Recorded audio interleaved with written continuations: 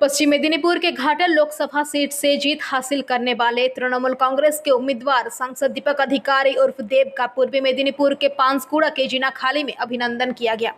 साथ ही हरित घाटल कार्यक्रम को लक्ष्य कर घाटल लोकसभा के कई स्थानों पर वृक्षारोपण कार्यक्रम चलाया गया।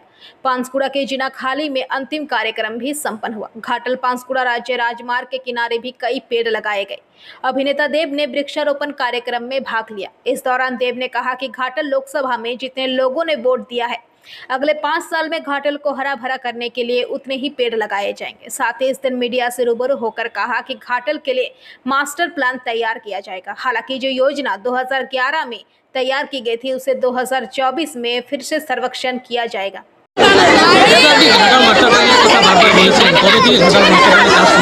কাজ তো আমি এখন বলতে পারবো না, কারণ তার জন্য সার্ভে করতে হবে।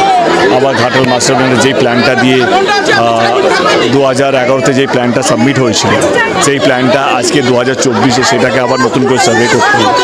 এটা একটা প্রসেস আছে এবং আমাদের প্রথম মিটিং যেটা হবে সেটা সামনের বুধবারে মিটিংটা আছে। মিটিংটা হওয়ার পর আমি হয়তো অনেক কিছু বলতে পারবো।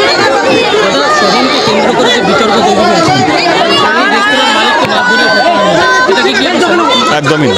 আমি ইনফ্যাক্ট সোমের সাথে এটা নিয়ে কথা হয়েছে। আমার মনে হয় কি শুধু সোম না, সমাজে যে কোনো মানুষের এরকম ব্যবহার করাটা ডেফিনেটলি আপত্তিকর এবং এটা সমাজের জন্য সুস্থকর নয়। এবং জনপ্রতিনিধি এরকম যদি আচরণ করে, সেখানে আমার কিছু বলার নেই। আমার মনে হয় কি এখানে দলের কোনো ইয়ে নেই, এটা পুরোপুরি সোহম এটা পুরোপুরি তার নিজের ব্যাপারে এটা। এবং আমি কোনো মতে এটাকে সমর্থন করি না এবং আমি চাই না ভবিষ্যতে আমার মতো মানে যারা জনপ্রতিনিধি আছে বা যে কোনো মানুষ এই ঔদ্ধত্য এই অহংকার আমার মনে হয় না মানুষের থাকা উচিত। বা I am so happy for him, wish him all the luck. কী বলবো, মানে একজন কাছের মানুষ, একজন নিজের মানুষ মন্ত্রী হচ্ছে, তো ডেফিনেটলি ভালো লাগছে।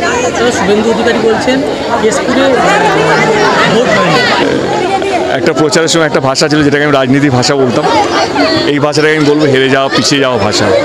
হেরে গেলে, পিছিয়ে পড়লে এরকম অ্যাকুইশন করতে হয়, যেটা সব দলই কিছু না কিছু কোনো। আমি কাল থেকে দেখছি আমার দলের কিছু নেতারা বা প্রার্থীরা করছেন, অভিযোগ করছেন এবং তাদের প্রার্থীরা অভিযোগ করছেন, শুধু এখানে ওইখানে না, সারা দেশ জুড়ে।